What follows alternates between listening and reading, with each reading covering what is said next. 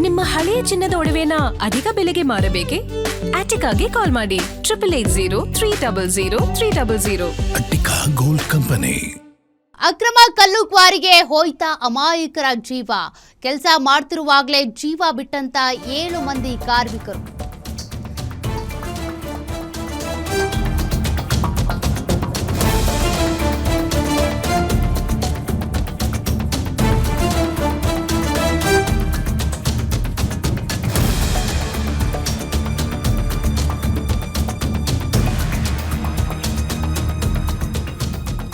ಕೆಲಸ ಮಾಡ್ತಿರುವಾಗಲೇ ಜೀವ ಬಿಟ್ಟ 7 ಮಂದಿ ಕಾರ್ಮಿಕರು.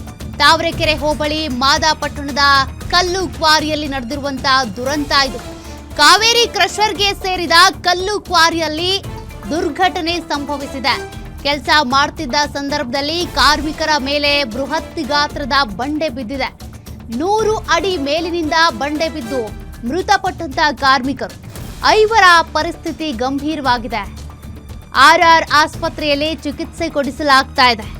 ಬೆಳ್ಳಂಬೆಳಗ್ಗೆ ಕಾರ್ಮಿಕರು ಕೆಲಸ ಮಾಡ್ತಾ ಇದ್ರು. ಈ ಸಂದರ್ಭದಲ್ಲಿ ನಡೆದಿರುವಂತ ದುರ್ಘಟನೆ ಇದು. ಕೆಳಗಡೆ ಕಾರ್ಮಿಕರು ಕೆಲಸ ಮಾಡ್ತಾ ಇದ್ರೆ, ಲೋಡಿಂಗ್ ಮಾಡ್ತಾ ಇದ್ರೆ, ಮೇಲ್ಗಡೆ ಹಿಟಾಚಿ ಆಪರೇಟರ್ ಏನಿದ್ದಾನೆ ಆತನು ಕೂಡ ತನ್ನ ಕೆಲಸದಲ್ಲಿ ತೊಡಗಿದ್ದ. ಆಗ ಬಂಡೆ ಬಿದ್ದು ಹಿಟಾಚಿ ಕೂಡ ಉಡಿಸಾಗಿದೆ. ಮತ್ತೊಂದು ಕಡೆಗೆ ಕೆಳಗಡೆ ಇದ್ದಂತ ಟ್ರ್ಯಾಕ್ಟರ್ ಜಖಮ್ ಆಗಿದೆ. ಅಲ್ಲಿ ಕೆಲಸ ಮಾಡ್ತಾ ಇದ್ದಂತ ಕಾರ್ಮಿಕರು ಮೃತಪಟ್ಟಿದ್ದಾರೆ. ಕೆಲ ಗಾಯಾಳುಗಳು ಆಸ್ಪತ್ರೆಯಲ್ಲಿ ಗಂಭೀರ ಸ್ಥಿತಿಯಲ್ಲಿದ್ದಾರೆ. ಸಾವು ಬದುಕಿನ ಹೋರಾಟ.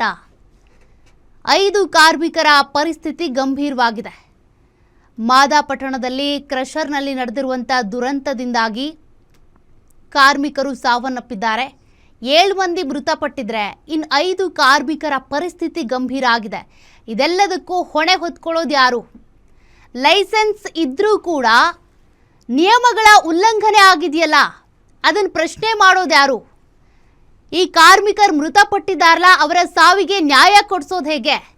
ಪರಿಹಾರ ಏನೋ ಕೊಟ್ಬಿಡ್ತಾರೆ, ಆದರೆ ಆ ಕುಟುಂಬಕ್ಕೆ ಆಧಾರ ಸ್ತಂಭವಾಗಿದ್ದಂಥ ವ್ಯಕ್ತಿಯನ್ನು ಕಳ್ಕೊಂಡಿದ್ದ ಆ ಕುಟುಂಬ ಮುಂದೆ ಏನು ಮಾಡಬೇಕು? ಹೇಗೆ ತಮ್ಮ ಜೀವನ ನಡೆಸಬೇಕು? ದುಡ್ಡು ಕೊಟ್ಟು ಕೈ ತೊಳ್ಕೊಂಡ್ಬಿಟ್ರೆ ಎಲ್ಲವೂ ಸರಿ ಹೋಗ್ಬಿಡುತ್ತಾ? 5 ಕಾರ್ಮಿಕರ ಸ್ಥಿತಿ ಗಂಭೀರ ಆಗಿದೆ. ಸಾವಿನ ಸಂಖ್ಯೆ ಹೆಚ್ಚಾಗೋ ಸಾಧ್ಯತೆ. ಕಾರಣ ಅವ್ರ ಸಾವು ಬದುಕಿನ ಹೋರಾಟ. ಅಷ್ಟು ಬೃಹತ್ ಗಾತ್ರದ ಬಂಡೆ 100 ಅಡಿ ಮೇಲಿನಿಂದ ಬಿದ್ದಿರೋದ್ರಿಂದ ಅಲ್ಲಿ ಕೆಲಸ ಮಾಡ್ತಾ ಇದ್ದಂಥ ಕಾರ್ಮಿಕರು 7 ಜನ ಮೃತಪಟ್ಟರೆ ಇನ್ನು ಕೆಲವ್ರ ಸ್ಥಿತಿ ಗಂಭೀರ. ಎಲ್ಲೆಲ್ಲಿಂದನೋ ಹೊಟ್ಟೆ ಪಾಡಿಗೋಸ್ಕರ ಬಂದಿರ್ತಾರೆ. ಈ ಕಲ್ಲು ಕ್ವಾರಿ ಕೆಲಸಕ್ಕೆ ಆಲ್ಮೋಸ್ಟ್ ಈ ಲೋಕಲಿಸ್ಟ್ ಯಾರು ಕೂಡ ಬರೋದೇ ಇಲ್ಲ. ಲೋಕಲಲ್ಲಿ ಇರುವಂಥವ್ರು, ನಮ್ಮ ರಾಜ್ಯದಲ್ಲಿರೋರು ಇನ್ನೇನು ಬೇರೆ ಕೆಲಸ ಇಲ್ಲ ಅಂದರೆ ಅಲ್ಲಿ ಹೋಗ್ತಾರೆ, ಬಿಟ್ಟರೆ ಯಾರೂ ಇಲ್ಲಿ ಹೋಗಲ್ಲ. ಬಿಹಾರ, ಬೇರೆ ಬೇರೆ ಪಕ್ಕದ ರಾಜ್ಯಗಳಿಂದ ಜನರು ಬರ್ತಾರೆ. ನಮ್ಮ ಕರ್ನಾಟಕದವರು ಕೂಡ ಕೆಲವರಲ್ಲಿ ಕೆಲಸ ಮಾಡ್ತಾ ಇದ್ರು. ಬೆಳ್ಳಂಬೆಳಗ್ಗೆ ಕೆಲಸಕ್ಕೆ ಹೋದಂಥ ಕಾರ್ಮಿಕರು ಪಾಪ ಶವವಾಗಿ ಮನೆಗೆ ಬರ್ತಾರೆ ಅಂದರೆ ಆ ಕುಟುಂಬಸ್ಥರು ಹೇಗೆ ಅದನ್ನು ಸಹಿಸ್ಕೊಳ್ಬೇಕು? ಈ ಕಲ್ಲು ಕ್ವಾರಿಗೆ ಲೈಸೆನ್ಸ್ ಕೊಟ್ಟವ್ರು ಯಾರು? ಅದ್ರ ಜೊತೆಗೆ ರಿನಿವಲ್ ಆಗ್ತಾ ಇದೆಯಾ? ನಿಯಮಗಳನ್ನು ಸರಿಯಾಗಿ ಪಾಲಿಸ್ತಾ ಇದ್ದಾರಾ? ಅಲ್ಲಿರುವಂಥ ಉಸ್ತುವಾರಿ ಸರಿಯಾಗಿ ನೋಡ್ಕೊಳ್ತಿದ್ದಾರಾ ಮೇಲ್ವಿಚಾರಕ? ಅಲ್ಲಿ ಕಮ್ಯುನಿಕೇಷನ್ನೇ ಕರೆಕ್ಟಾಗಿ ಆಗಿಲ್ಲ. ಕೆಳಗೆ ಲೋಡ್ ಮಾಡ್ತಿದ್ದಾರೆ, ಮೇಲ್ಗಡೆ ನೋಡಿದರೆ ಬಂಡೆ ಉರುಳಿಸ್ತಾ ಇದ್ದಾರೆ. ಇದು ಯಾವ ಥರದ್ದು ಕೆಲಸ? ಯಾವ ಥರ ಬೇಜವಾಬ್ದಾರಿ? ಹೊಟ್ಟೆ ಪಾಡಿಗೆ ಅಂತ ನಾವಿಲ್ಲಿ ಕೆಲಸಕ್ಕೆ ಬಂದಿದ್ವಿ. ಮೃತರ ಸಂಬಂಧಿಕರು, ಅವ್ರ ಹೆಂಡತಿ ಓಡಾಡ್ತಿದ್ದಾರೆ. ನಮ್ಗಿರೋಕೆ ಮನೇನೂ ಇಲ್ಲ, ಇಲ್ಲಿ ದುಡಿದ್ರೇನೆ ಊಟ. ಘಟನಾ ಸ್ಥಳದಲ್ಲಿ ಮೃತ ಕುಟುಂಬಸ್ಥರ ಆಕ್ರಂದನ ಮುಗಿಲ್ಮುಟ್ಟಿದೆ.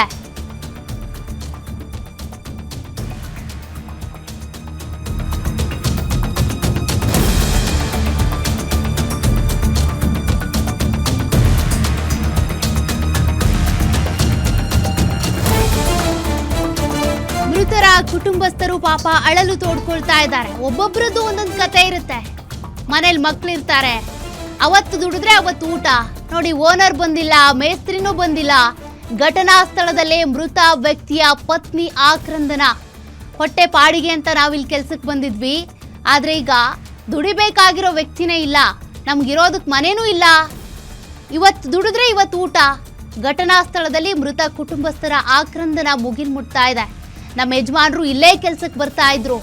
ಈಗ ನೋಡಿದ್ರೆ ಯಜಮಾನರು ಇಲ್ಲ, ಮತ್ತೊಂದು ಕಡೆ ಕೆಲಸನೂ ಇಲ್ಲ, ದುಡ್ಡು ಇಲ್ಲ, ಮಕ್ಕಳನ್ನ ಹೆಂಗೆ ಸಾಕೋದು ಅಂತ.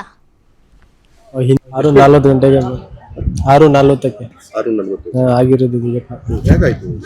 ಮ್ಯಾಲಿಂದ ಬಂದು ಜಾರ್ಕೊಂಡು ಬಂದು ಗಾಡಿ ಬಿಟ್ಟಿದ್ದೆ. ಎಷ್ಟು ಜನ ಇದ್ರು? ಟೋಟಲ್ ಒಂದು 20 ಜನ ಇದ್ರು. ಎಷ್ಟು ಜನ ಇವಾಗ ಡೆತ್ ಆಗಿರೋದು ಒಂದು 8 ಜನ 7 ಜನ ಐತೆ. ಯಾರು ಡೆತ್ ಆಗಿರೋದು? ನಮ್ಮ ತಂದೆಯವ್ರ ಡೆತ್ ಆಗಿದೆ. ಹಿಂದಿ ಅವರೆಲ್ಲಿ ಯಾವ ಊರು ಗೊತ್ತಿಲ್ಲ ನಮಗೆ.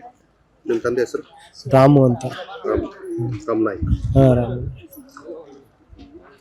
ಅಂದ್ರೆ ಅದು ಬಿದ್ದಾಗ ಅಲ್ಲಿ ಕೆಲಸ ನಡೀತಾ ಇತ್ತು. ಕೆಲಸ ನಡೀತಾ ಇತ್ತು. ವೆಹಿಕಲ್ಗಳೆಲ್ಲ ಟ್ರ್ಯಾಕ್ಟರ್ ಟ್ರೈನ್ ಎಲ್ಲ ಬಳಸ್ಕೊಂಡು ಇದಕ್ಕಿದ್ದಾಗಿ ಈ ರೀತಿ ಅವಘಡ ಆಗಿದೆ. ಏನ್ ಮಾಡೋದು? ಅವ್ರು ಯಾರು ಇಲ್ಲ, ಓನರ್ಗಳೆಲ್ಲ ಓಡೇ ಹೋಗ್ಬಿಟ್ಟವ್ರೆ. ಈ ತರ ಆಗ್ಬಿಟ್ರೆ ಓಡೇ ಹೋಗ್ಬಿಟ್ಟವ್ರೆ. ಯಾರು ಓನರ್? ಅವ್ರ ಹೆಸರು ಏನೋ ಗೊತ್ತಿಲ್ಲ, ಓಡೇ ಹೋಗ್ಬಿಟ್ಟವ್ರೆ. ಈ ತರ ಆಯ್ತು. ಏನ್ ಹೇಳ್ತಾರೆ ಅದು ಅವರಿಗೆ ಬಿಟ್ಟಿದ್ದೀವಿ, ಪೊಲೀಸ್ ಅವ್ರಿಗೆ. ಏನೇನ್ ಮಾಡ್ತಾರೆ ಊರಿಂದ ಊರಿಗೆ ಬಂದು ಅವ್ರ ಕೈ ಮೇಲೆ ಆಯ್ತು. ನಾವು 6:40 ಗಂಟೆಗೆ 6:40ಕ್ಕೆ 6:40 ಆಗಿರೋದು ಈಗ ಹೇಗಾಯ್ತು? ಮ್ಯಾಲಿಂದ ಬಂದು ಜಾರ್ಕೊಂಡು ಬಂದು ಗಾಡಿ ಬಿಟ್ಟಿದ್ದೆ. ಎಷ್ಟು ಜನ ಇದ್ರು? ಟೋಟಲ್ ಒಂದು 20 ಜನ ಇದ್ರು. ಎಷ್ಟು ಜನ ಇವಾಗ ಡೆತ್ ಆಗಿರೋದು ಒಂದು 8 ಜನ 7 ಜನ ಐತೆ. ಯಾರು ಡೆತ್ ಆಗಿರೋದು? ನಮ್ಮ ತಂದೆಯವ್ರ ಡೆತ್ ಆಗಿದೆ. ಹಿಂದಿ ಅವರೆಲ್ಲಿ ಯಾವ ಊರು ಗೊತ್ತಿಲ್ಲ ನಮಗೆ. ನಿಮ್ಮ ತಂದೆ ಹೆಸರು? ರಾಮು ಅಂತ. ರಾಮ್ ನಾಯ್ಕ್. ರಾಮು. ಅಂದ್ರೆ ಅದು ಬಿದ್ದಾಗ ಅಲ್ಲಿ ಕೆಲಸ ನಡೀತಾ ಇತ್ತು. ಕೆಲಸ ನಡೀತಾ ಇತ್ತು. ವೆಹಿಕಲ್ಗಳೆಲ್ಲ ಟ್ರ್ಯಾಕ್ಟರ್ ಟ್ರೈನ್ ಎಲ್ಲ ಬಳಸ್ಕೊಂಡು ಇದಕ್ಕಿದ್ದಾಗಿ ಈ ರೀತಿ ಅವಘಡ ಆಗಿದೆ. ಏನ್ ಮಾಡೋದು?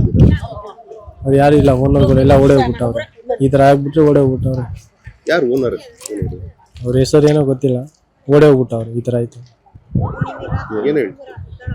ಏನ್ ಹೇಳ್ತಾರೆ ಅದು ಅವರಿಗೆ ಬಿಟ್ಟಿದ್ದೀವಿ, ಪೊಲೀಸ್ ಅವ್ರಿಗೆ. ಏನೇನ್ ಮಾಡ್ತಾರೆ ಊರಿಂದ ಊರಿಗೆ ಬಂದು. ಈ ಒಂದು ದುರಂತದಲ್ಲಿ ಮೃತಪಟ್ಟವರ ಕತೆ ಅಥವಾ ಅವ್ರ ಜೀವನ ಇದೆಯಲ್ಲ, ಬಹಳ ಸಂಕಷ್ಟದ್ದು. ಸದ್ಯ ಈಗೇನು ಮಾತನಾಡ್ತಾ ಇದ್ರಲ್ಲ, ಅವರು ನಡಿಯಾಳ್ ಗ್ರಾಮದ ರಾಮನಾಯ್ಕ್ ಅವರ ಪುತ್ರ. ನಮ್ಮ ತಂದೆ ಇಲ್ಲೇ ಕೆಲಸ ಮಾಡ್ತಾ ಇದ್ರು, ಕೆಲಸ ಮಾಡುವಂಥ ಸಂದರ್ಭದಲ್ಲೇ ಈ ಘಟನೆ ನಡೆದಿದೆ ಅಂತಾರೆ. ಓನರ್ ಯಾರ್ರೀ ಅಂತ ಕೇಳಿದ್ರೆ ಓನರ್ ಗೊತ್ತಿಲ್ಲ ಅವ್ರಿಗೆ, ಓನರ್ ಹೆಸರು ಗೊತ್ತಿಲ್ಲ, ಓಡ್ ಹೋಗಿದ್ದಾರೆ ಅಂತಿದ್ದಾರೆ.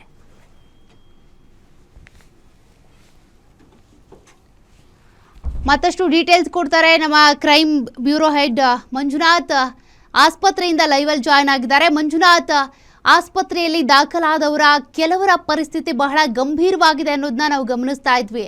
ಯಾರ್ಯಾರ ಪರಿಸ್ಥಿತಿ ಹೆಂಗಿದೆ, ಯಾವ ರೀತಿಯಾಗಿ ಗಾಯಗೊಂಡಿದ್ದಾರೆ, ಡಾಕ್ಟರ್ ಏನ್ ಹೇಳ್ತಿದ್ದಾರೆ ಮಂಜುನಾಥ್? ಸೋಫಿಯನ್ನು ಮಾದಾಪಟ್ಟಣ ಬಳಿ ನಡೆದಂತ ಭೀಕರ ಭಾರಿ ದುರಂತಕ್ಕೆ ಸಂಬಂಧಪಟ್ಟಂತೆ ಇಲ್ಲಿವರೆಗೂ 7 ಜನ ಸಾವನ್ನಪ್ಪಿದ್ದಾರೆ. ಇನ್ನು ಉಳಿದಂತೆ 5 ಜನ ಗಂಭೀರವಾಗಿ ಗಾಯಗೊಂಡಿರ್ತಕ್ಕಂಥ, ಅದರಲ್ಲಿ ಇಬ್ಬರ ಸ್ಥಿತಿ ತುಂಬಾ ಚಿಂತಾಜನಕ ಆಗಿದೆ ಅಂತಕ್ಕಂಥದ್ದು. ಯಾಕಂದ್ರೆ ಅವರ ಮೇಲೂ ಸಹ ಬಲವಾದಂತಹ ತುಂಬಾ ಭಾರವಾದಂತಹ ಕಲ್ಲುಗಳು ವೇಗವಾಗಿ ಬಂದು ಬಿದ್ದಂತ ಹಿನ್ನೆಲೆಯಲ್ಲಿ ಅವರ ಸ್ಥಿತಿಯು ತುಂಬಾ ಚಿಂತಾಜನಕವಾಗಿದೆ ಅಂತಕ್ಕಂಥ ಒಂದು ಮಾಹಿತಿ ಈಗ ಲಭ್ಯವಾಗಿದೆ. ಐಸಿಯುನಲ್ಲಿ ಅವರಿಗೆ ಚಿಕಿತ್ಸೆಯನ್ನ ಈಗ ರಾಜರಾಜೇಶ್ವರಿ ಆಸ್ಪತ್ರೆ ವೈದ್ಯರು ಚಿಕಿತ್ಸೆಯನ್ನ ಮುಂದುವರಿಸಿರ್ತಕ್ಕಂಥದ್ದು. ಮತ್ತೊಂದು ಕಡೆ ಈಗ ಅವರ ಒಂದು ಏನು ಚಿಕಿತ್ಸೆ ವೆಚ್ಚವನ್ನ ಭರಿಸೋದಕ್ಕೆ ಸರ್ಕಾರ ಆಗ್ಲಿ ಯಾರು ಸಹ ಇನ್ನು ಮುಂದೆ ಬಂದಿಲ್ಲ ಅಂತಕ್ಕಂಥ ನಿಟ್ಟಿನಲ್ಲಿ ಸ್ಥಳಕ್ಕೆ ಭೇಟಿ ಕೊಟ್ಟಿದಂತ ವಿರೋಧ ಪಕ್ಷದ ನಾಯಕರಾದಂತ ಆರ್ ಅಶೋಕ್ ಅವರು ಸಹ ಒಂದು ಗಂಭೀರವಾದಂತ ಆರೋಪಗಳನ್ನ ಮಾಡಿದ್ದಾರೆ. ಏನು ಈಗ ಮಾದಾಪಟ್ಟಣದ ಕ್ವಾರಿ ಲೀಗಲ್ ಆಗಿ ಅಂದ್ರೆ ಅವರು ಪ್ಲಾಸ್ಟಿಕ್ ಲೈಸೆನ್ಸ್ ಅನ್ನ ತೆಗೆದುಕೊಂಡಿದ್ರು, ಕ್ವಾರಿ ನಡೆಸೋದಕ್ಕೂ ಲೈಸೆನ್ಸ್ ಅನ್ನ ತೆಗೆದುಕೊಂಡಿದ್ರು. ಆದ್ರೆ ಸೇಫ್ಟಿ ಮೆಜರ್ಸ್ ಅನ್ನ ಏನು ಕೈಗೊಂಡಿರ್ಲಿಲ್ಲ, ಸುರಕ್ಷತಾ ಕ್ರಮಗಳನ್ನ ಯಾವ್ದು ಸಹ ಕೈಗೊಂಡಿರ್ಲಿಲ್ಲ ಅಂತಕ್ಕಂಥದ್ದು. ಒಂದು ಜಾಗದಲ್ಲಿ 2 ಕ್ವಾರಿಗಳನ್ನ ನಡೆಸೋದಕ್ಕೆ ಒಂದು ಕಡೆ ಬ್ಲಾಸ್ಟ್ ಆಗ್ಬೇಕಾದ್ರೆ ಮತ್ತೊಂದು ಕಡೆ ಕೆಲಸ ಮಾಡ್ತಾ ಇದ್ರು. ಆ ಸಂದರ್ಭದಲ್ಲಿ ಇವತ್ತು ಸಾವನ್ನಪ್ಪದಂತ ಏನು ಕಾರ್ಮಿಕರೇನಿದ್ದಾರೆ ಅವರಿಗೆ ಅದ್ರ ಅರಿವೇ ಇರ್ಲಿಲ್ಲ. ನಾವು ಇಲ್ಲಿ ಕೆಲಸ ಮಾಡ್ತಾ ಇದ್ವಿ, ತುಂಬಾ ಆಳ ಇರ್ತಕ್ಕಂಥ ಕ್ವಾರಿಯಲ್ಲಿ ಕೆಲಸ ಮಾಡ್ತಾ ಇದ್ರೆ ಮತ್ತೊಂದು ಕಡೆ ಬ್ಲಾಸ್ಟ್ ಮಾಡಿದ್ದಾರೆ. ಅಲ್ಲಿದ್ದಂತ ಕಲ್ಲುಗಳನ್ನ ತೆರವು ಮಾಡುವಂತ ಕೆಲಸಕ್ಕೆ ಮುಂದಾಗಿದ್ರು. ಆ ಸಂಬಂಧಪಟ್ಟಂತೆ ಇವರಿಗೆ ಮಾಹಿತಿ ಕೊಟ್ಟಿರ್ಲಿಲ್ಲ ಅಂತಕ್ಕಂಥದ್ದು ಕೇಳಿ ಬಂದಿದೆ. ಇದಕ್ಕೆ ಸಂಬಂಧಪಟ್ಟಂತೆ ಈಗಾಗಲೇ ಸ್ಥಳಕ್ಕೆ ಭೇಟಿ ಕೊಟ್ಟಿದಂತ ಗಣಿ ಮತ್ತು ಭೂ ವಿಜ್ಞಾನ ಇಲಾಖೆ ನಿರ್ದೇಶಕರಾದಂತ ರಂಗಪ್ಪ ಅವರು ಸಹ ಅದೇ ಹೇಳಿರ್ತಕ್ಕಂಥದ್ದು. ಅಂದ್ರೆ ಇದು ಈಗ ಏನು ವಿರೋಧ ಪಕ್ಷಗಳು ಆರೋಪ ಮಾಡ್ತಕ್ಕಂಥ ರೀತಿಯಾಗಿ ಯಾವುದೇ ಅಕ್ರಮವಾಗಿ ಕಲ್ಲು ಗಣಿಗಾರಿಕೆ ನಡೀತಾ ಇರ್ಲಿಲ್ಲ. ಅವರು 2017 ಮತ್ತು 2016 ಸಾಲಿನಲ್ಲಿ ಅವರಿಗೆ ಪರವಾನಗಿಯನ್ನ ಕೊಟ್ಟಿದ್ದೀವಿ, ಬ್ಲಾಸ್ಟಿಂಗ್ ಪರವಾನಗಿ ಇರ್ಬೋದು, ಜೊತೆಗೆ ಕ್ವಾರಿ ನಡೆಸೋದಕ್ಕೆ. ಆದ್ರೆ ಇದನ್ನ ನಡೆಸ್ತಾ ಇದ್ದಂತ ಏನು ಆನಂದ ಸ್ವಾಮಿ ಅಂತ ಏನಿದ್ದಾರೆ ಅವರು ಆ ಕಾರ್ಮಿಕರಿಗೆ ಬೇಕಾದಂತ ಸುರಕ್ಷತಾ ಕ್ರಮಗಳನ್ನ ಕೈಗೊಂಡಿರ್ಲಿಲ್ಲ ಅಂತಕ್ಕಂಥ ಒಂದು ಹೇಳಿಕೆಗಳನ್ನ ಕೊಟ್ಟಿದ್ದಾರೆ. ಇನ್ನುಳಿದಂತೆ ಈಗ ಬದುಕುಳಿದಿರ್ತಕ್ಕಂಥ ಗಾಯಾಳುಗಳ ಸಂಪೂರ್ಣ ವೆಚ್ಚವನ್ನ ಅಂದ್ರೆ ಚಿಕಿತ್ಸಾ ವೆಚ್ಚವನ್ನ ಸರ್ಕಾರವೇ ಭರಿಸಬೇಕು. ಅದನ್ನ ಯಾರು ಕ್ವಾರಿ ನಡೆಸ್ತಾ ಇದ್ರು ಅವರಿಂದ ಮುಟ್ಗೋಲು ಹಾಕೊಳ್ಳುವಂತ ಕೆಲಸ, ಅವರಿಂದ ರಿಕವರಿ ಮಾಡುವಂತ ಕೆಲಸವನ್ನ ಮಾಡ್ಬೇಕು ಅಂತಕ್ಕಂಥ ಒಂದು ಆರೋಪವನ್ನ ಜೊತೆಗೆ ಒತ್ತಡವನ್ನ ಸಹ ಈಗ ಸ್ಥಳಕ್ಕೆ ಭೇಟಿ ಅಂದ್ರೆ RR ಆಸ್ಪತ್ರೆಗೆ ಭೇಟಿ ಕೊಟ್ಟಿದ್ದಂತ ವಿಪಕ್ಷ ನಾಯಕರು ಹೇಳಿರ್ತಕ್ಕಂಥದ್ದು. ಮತ್ತೊಂದು ಕಡೆ ಅವರ ಮಕ್ಕಳ ಯಾರು ಮೃತಪಟ್ಟಿದ್ದಾರೆ ಅವರೆಲ್ಲರೂ ಸಹ ದಿನಗೂಲಿ ಕೆಲಸಕ್ಕೆ ಬಂದಿದ್ದವರು.